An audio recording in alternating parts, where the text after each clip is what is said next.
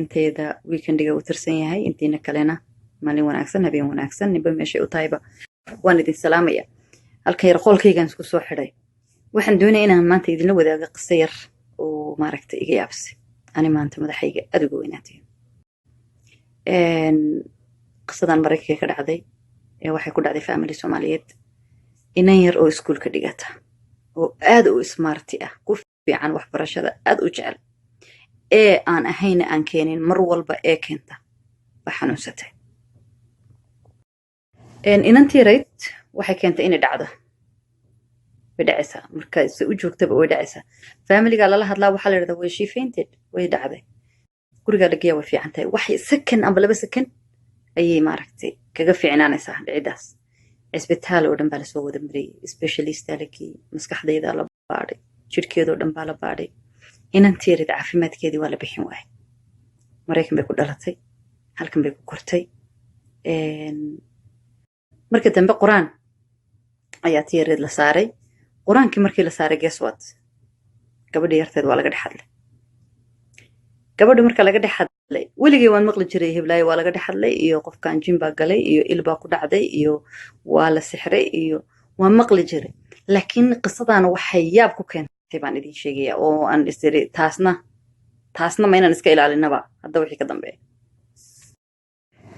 inantii markii quraanka la saaray waa laga dhaxadlay waxa ka dhaxadlay cunug iskuulka la dhigan jiray cunugaasi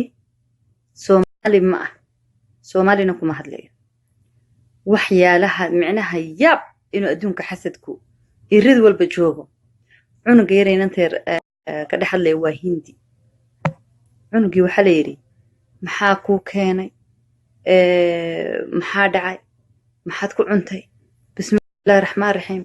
wuxuu yiri guess what Charles baan ka noqday waxbarashadayga fiicnay waa badiyar tahay Mareykan baad ku dhalatay ilmo yar baad tahay waxaan xageed ka keentay yaa ku baray awowgay baa iiga soo diray buu yiri Hindi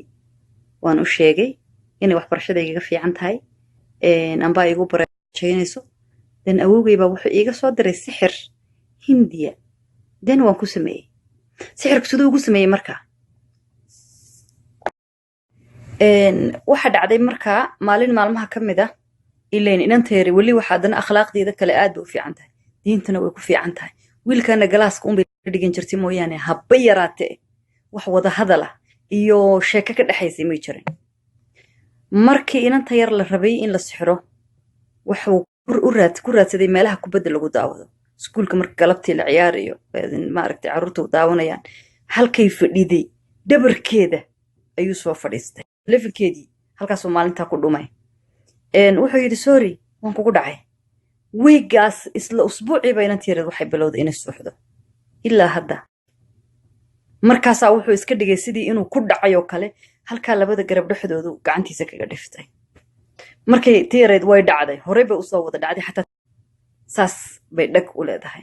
sababta igu keentay in aan dadka uga sheekeeyo qisadan waxaan aqaanaa gabdho yar yar waxaan aqaanaa hablo yar yar oo suuxa gabadhan aqaano inanteeda dhag way suuxaysaa waa laga soo qaaday iskuulka guriga la keenaa quraan waa la saaray